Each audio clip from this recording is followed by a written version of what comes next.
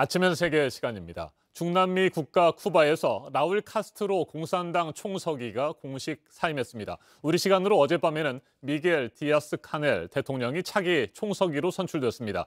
1959년 쿠바 혁명 이후 62년 동안 이어져온 카스트로 시대가 드디어 막을 내렸습니다.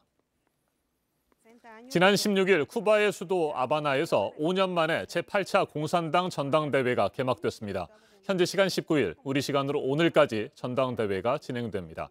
89세 라울 카스트로 공산당 총서기는 전당대회 개막식에서 공식 사임을 발표했습니다. 직접 들어보시겠습니다. Concluye mi tarea como primer secretario del Comité Central del Partido Comunista de Cuba con la satisfacción de haber cumplido y la confianza en el futuro de la patria. Hoy fue el día 7. 라울 카스트로는 형 피델 카스트로와 함께 쿠바 혁명을 이끈 인물입니다. 체게바라를 피델에게 소개시켜준 사람도 라울이었습니다. 형 피델에 이어 지난 2011년부터 공산당 총서기를 지냈고 2016년 피델 카스트로가 세상을 떠나면서 명실상부한 쿠바 최고의 권력자로 당을 이끌어왔습니다. 이번 공산당 전당대회에서는 라울과 함께 공산당 서열 2위인 호세 라몬 마차도 벤투라 부서기와 라미로 발데스 사령관 등 쿠바 혁명에 참여했던 다른 인물들도 함께 물러났습니다. 혁명의 시대는 완전히 막을 내렸습니다. 라울 카스트로의 뒤를 이어서 미겔 디아스 카넬 대통령이 쿠바 최고 권력인 공산당 총서기직에 선출됐습니다. 디아스 카넬 대통령은 1960년생입니다. 혁명 이후에 태어난 세대여서 더욱 주목을 받고 있습니다. 피델 카스트로 정권 시절 이념적으로 나쁜 영향을 끼친다는 이유로 금지됐던 비틀즈의 노래를 즐겨 들었고 군복 대신에 청바지를 즐겨 입는 최고 지도자가 탄생한 것입니다. 지난해 국내 총생산이 11%나 하락했을 정도로 심각한 경제난에 시달려온 쿠바 시민들은 세대 교체를 통해 쿠바가 확실히 변해야 한다고 촉구하고 있습니다. 들어보시겠습니다. Ya deberían darle paso a nueva mentalidad, nuevo futuro, ¿entiendes? Creo que como que se ha enfrascado mucho en la situación. 혁명의 시대가 드디어 막을 내리면서 큰 변화에 직면한 쿠바의 상황, 중남미 전문가와 좀 더 자세하게 짚어보겠습니다. 임수진 대구 가톨릭대 중남미 학부 교수 전화로 연결됐습니다. 교수님, 안녕하십니까? 네, 안녕하십니까? 네, 쿠바에서 카스트로 형제가 이끌던 혁명의 시대가 62년 만에 끝이 났습니다. 쿠바는 물론이고요. 중남미 전역에서 의미가 클 것 같습니다. 어떻게 평가하세요? 네, 냉전 시기에 미주 지역에서 사회주의 국가 쿠바는요, 지역 안보 측면에서 위협적인 존재였습니다. 쿠바 혁명 직후에 쿠바의 미주기구 회원 자격이 정지되면서 중남미 국가들도 외교 관계를 단절했고요. 쿠바의 대중남미 외교 정책도 사회주의 전파에 있었습니다.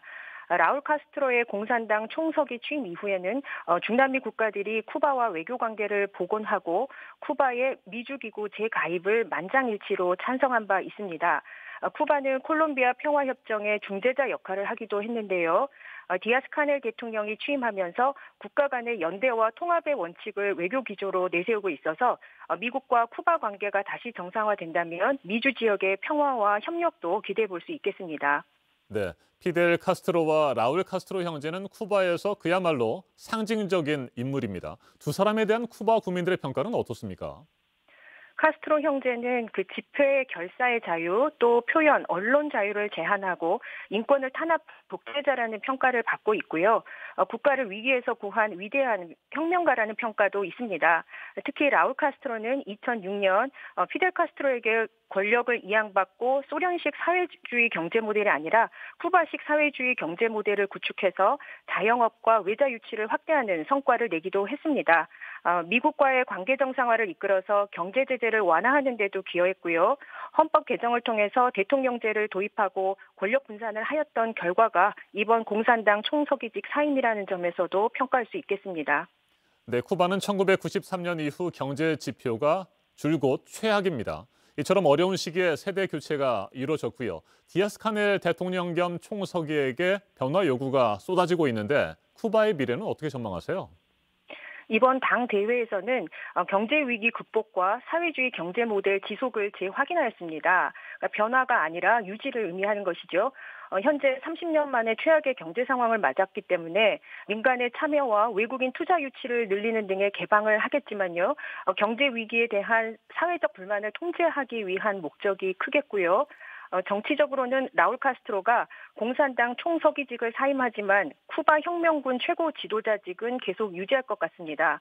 쿠바 혁명군은 국영 기업을 관리하면서 쿠바 경제의 많은 부분을 통제하고 있을 만큼 쿠바의 최고 권력기관입니다.